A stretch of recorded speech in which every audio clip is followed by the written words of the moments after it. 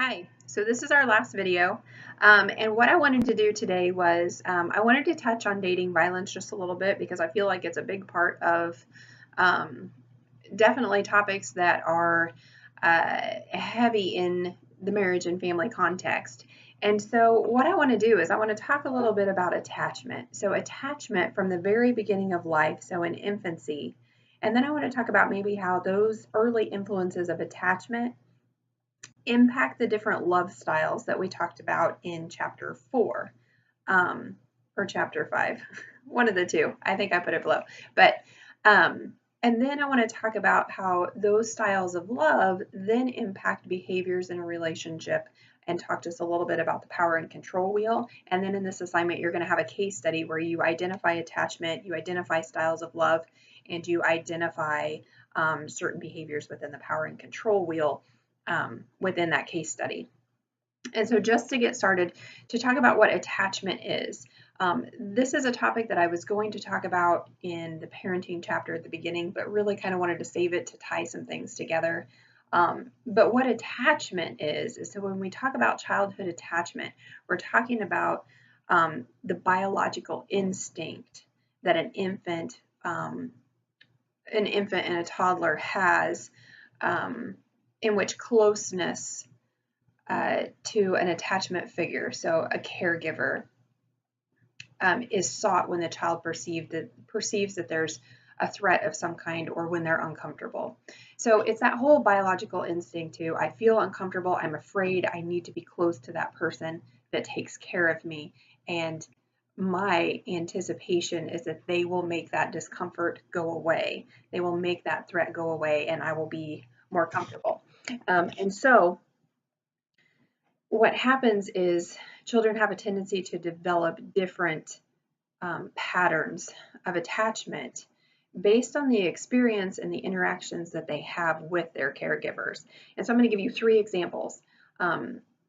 If I were you, I would take some notes on this because you're going to need it for your case study in a little bit, and this way you won't have to come back and hear what I'm saying so that you can relate it to your case study. So this would be a good time to pause if you need to, and get a piece of paper and a pen, or type notes into your phone while I'm talking, or whatever it is that you need to do, because we're going to discuss 3 different kinds of attachment. We're going to discuss a secure attachment, an anxious ambivalent attachment, and an anxious avoidant attachment. So 3 different attachments: secure, anxious ambivalent, and anxious avoidant. Okay, so let you write that down. Okay, or you can pause. So I guess I don't need to pause. So you can always pause this whenever you need to. Okay, so let's start with a secure attachment. A secure attachment that a child feels is pretty much when their caregiver leaves the room, they still feel a security because they know that there is this attachment figure in their life that meets their needs, that takes care of them, that removes threats when they feel threats, and that it makes them comfortable when they feel uncomfortable. So, afraid, or they're hungry, or they're scared, or they're tired, they know that this person takes care of them. Oftentimes, mom or dad could be different people that the caregiver, that their attachment person is. So a secure attachment is pretty much, they feel good, they feel safe. Their parent can leave them and they still feel a security in the world. What I want you guys to think about as we go through these things is that attachments and styles of attachment that children have, infants have, babies have, really impacts the way that they view other people, they view the world, and they view themselves. And so I'm going to give you some examples of that too. And we're going to start with anxious ambivalent. Anxious ambivalent children typically have parents who are unpredictably responsive. So sometimes they're there, sometimes they're not. Sometimes they take care of needs, sometimes they don't take care of needs. It's very unpredictable. They don't know when those needs are going to be met. These are children who explore very little, who even when their parents are around, they're very afraid of strangers. and they're highly distressed when their caregiver is away from them. So highly distressed. But the ambivalent piece comes in when their caregiver returns. There's an ambivalence. There's kind of like, I'm angry at you, kind of a turning away from, they act angry, or they act helpless and require tons and tons and tons of attention because of these emotions that they feel. And so there's an ambivalence, not just that I'm happy you're back, but you're back, but I'm angry because you left in the first place. And so that's kind of one of the things that happens. Here's a typical situation where that's from. So I'm going to give you a scenario with a child, I don't know, let's say 1.5 or so, that's in a crib, and maybe this child is in their bedroom by themselves, and they wake up and they're really hungry, and they cry, and so they cry and they cry, and eventually someone comes after a while and gets them and meets that need. Or sometimes they cry and they cry and they cry and nobody meets that need. And so occasionally the needs are met, occasionally the needs are not met. It's pretty unpredictable how that's going to happen, but it's not consistent. It may be inconsistent among different things, such as hunger or being tired or whatever, but very unpredictable. Maybe, maybe not. And so then what you have is an anxious avoidant attachment. So we'll talk about anxious avoidant attachments next. And anxious avoidant attachments is when the caregiver is there, there's not much attention paid to the caregiver. It doesn't seem like there's very much emotion when the caregiver is present. And there's not very much emotion when the caregiver leaves. And there's not very much emotion when the caregiver returns. And so it's more of an avoidant, kind of a distrust. And typically these children, oftentimes their needs are frequently not met. They're just not met by their caregiver. And so let's say you still have that same 1.5, 2-year-old that's crying in their crib, and they're hungry, and they cry and cry and cry, and nobody typically comes, or when they do come, maybe they're yelled at, shut up, go back to sleep, whatever, slam the door and go away again. So needs aren't met. And what these children often learn, even if they don't know it at the time, is that they learn that their needs are not going to be met.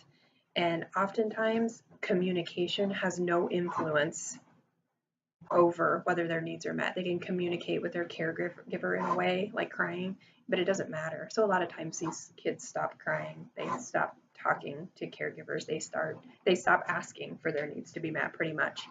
And so what we're looking at is the differences in those two, is that you have people who are fairly neglectful of needs when it comes to those two styles of anxious ambivalent and anxious avoidant. So pretty much what you're looking at is there's a general distrust that happens with other people. People are not going to meet my needs. My needs are not going to be met. I have no control over my world. The world is not a safe place, not a trusting place. And also what they begin to learn about themselves is maybe I'm just not worth it. So self-worth and things as they continue on is just kind of a part of it. Maybe I'm unlovable, maybe I'm unworthy, maybe there's something wrong with me. And so there's a lot of internalization that comes as children grow up too. And so what I want you to think about then as we talk about these attachment styles is I want you to think back to your love chapter then and the styles of love. And so some of the styles of love, even, like specifically, I'll give you one example, is ludus type of love, which is that immature love, where you kind of play games with other people. That's kind of an anxious, ambivalent attachment, kind of down the future into a love style in a relationship with a partner. Is I might pull you into this relationship and play around with you, but I have an extreme fear of you leaving me as well, an extreme fear of abandonment. And so you can kind of see how these attachments in younger life play into relationships in the future and play into love styles in the future, and how they just impact the way we interact with significant others or partners in our life um, when we get to that developmental stage in our life of dating and things. We carry that general distrust for the world and other people with us, and we assume that other people are the same way. So then we have this power and control wheel. So you guys have the power and control wheel. You have the equality and dating relationship wheel, so the healthy side, the not so healthy side. And then I just added some extra stuff in there just for your own benefit of what healthy relationships look like, and also just kind of some active listening stuff that improves relationships and equalizes relationships. I did also include the power and control wheel for lesbian, gay, bisexual, and transgender relationships because there are some different factors in there when it comes to power and control. Okay, so I'm just going to talk about this real quickly. You guys can see the different things in here. This is really self-explanatory. A couple of things that I want you guys to understand is that a couple of points I want to make that I find that young people struggle with. Sometimes your age, when I have counseled students on this campus, that these are some of the issues that come into play. Threats. He's threatening to hurt himself. She's threatening to hurt herself if I leave her. Or if I break up with her. And those are really heavy burden. And that is one that oftentimes that is a manipulation. That is a control thing.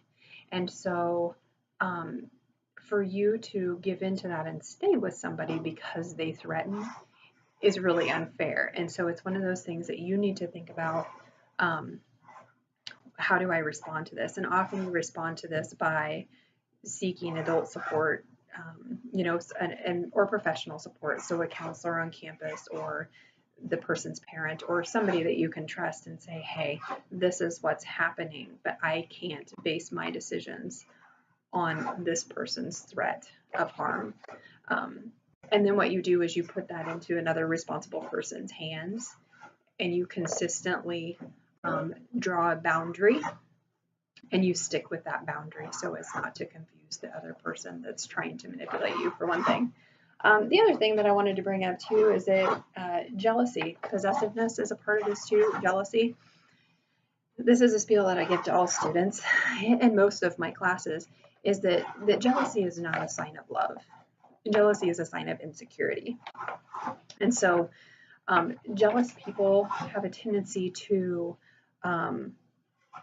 be like, well, actually, let's not go with the jealous people, but partners of jealous people have a tendency to say, well, they feel like this because they really love me, or that's kind of how I know that he really cares, or that's how I know she really cares is because she doesn't want me around somebody else. But the thing is, you should be able to talk to people of the opposite sex or talk to people that are friends, regardless of sex, gender, all of those things. Because a secure relationship allows those things to happen. And jealousy is a sign of possessiveness, but jealousy is a sign of insecurity in the other person. And you can see where these things come into play with attachments early on. So your anxious ambivalent, your anxious avoidant attachments that have happened early on oftentimes will lead to behaviors in relationships like this. So what really needs to happen is the other person needs to work through some early attachment experiences and understand that they are worthy of love. They are worthy of your attention.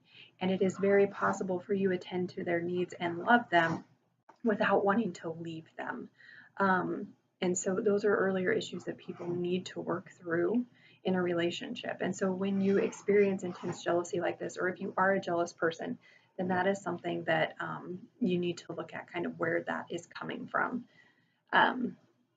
Because jealousy is a very, very unhealthy part of a relationship and very detrimental. And it's a huge time waster. You waste a lot of time in a relationship being jealous. So you have to remember, and I always tell students, if you're one of those jealous people that's like, I don't want him to talk to her or her because she's really pretty, and what if she's prettier than me? And I often tell them, do you ever see an attractive person and think to yourself, that person is attractive? Okay, and they're always like, yeah. I'm like, okay, so do you want to be with them instead of your boyfriend, your girlfriend? And they're just like, no.